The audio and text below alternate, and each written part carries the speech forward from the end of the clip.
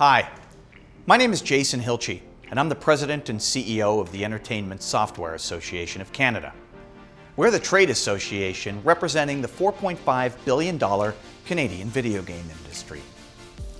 Over the last year, while times have been tough and unprecedented, video games have played a major role in helping keep people connected, entertained, and happy.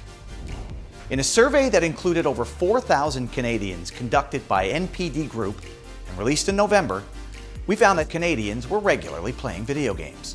We also found that the majority of those playing video games during the first phase of pandemic restrictions reported playing more often, and that games were one of the primary ways they stayed connected to friends and families all across the country. And families are also playing more together within their own households, with parents telling us that gaming is helping them spend more time with their children. Now, we've all been cognizant of the mental health impacts of the pandemic. They are real. And in light of this, it's positive to hear that the majority of those who play video games during the first phase of pandemic restrictions reported that games improved their mental health while they adhered to public health directives. And it's not just in Canada that we're seeing the positive impacts of games.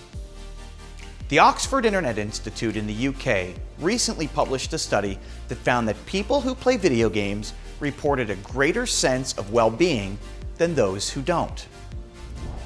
But we don't have to look just at surveys to see how people are gravitating toward games. Sales of video games and video game hardware are up 25% year over year in Canada, with global revenues now approaching $180 billion. Now, this makes the business of games bigger than movies and sports combined.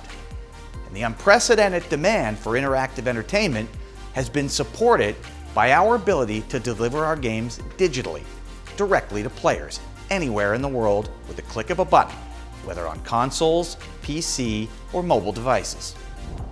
But it's not just how we have filled an important role in people's lives that make video games so important to Canada. It's the economic impact of the video game industry in this country that is the global success story. Employing roughly 28,000 full-time, direct, talented individuals and supporting another 20,000 indirect jobs, the Canadian video game industry contributes $4.5 billion to Canada's GDP. We are a global success story, rivaling larger countries such as Japan and the United States with respect to the number of major video games developed here. During the last year, our industry has proven to be agile and resilient. With the vast majority of our employees now working remotely, we have continued to develop existing projects and release exciting games. While it hasn't been the perfect situation, our industry adapted effectively because of its digital underpinnings and advances in technology like cloud computing, enabling a more fluid transition to remote work. Later this year, we will be releasing a new economic report that will quantify the impacts the pandemic has had on our industry. While it's too early to predict any results, with thousands of job openings across the country, we're optimistic that we will see a picture of an industry that quickly adapted and thrived in a very difficult economic and social environment. The Canadian video game industry is a global leader. It is well positioned for continued growth and should be considered as a major contributor to both Canada's economic and social fabric.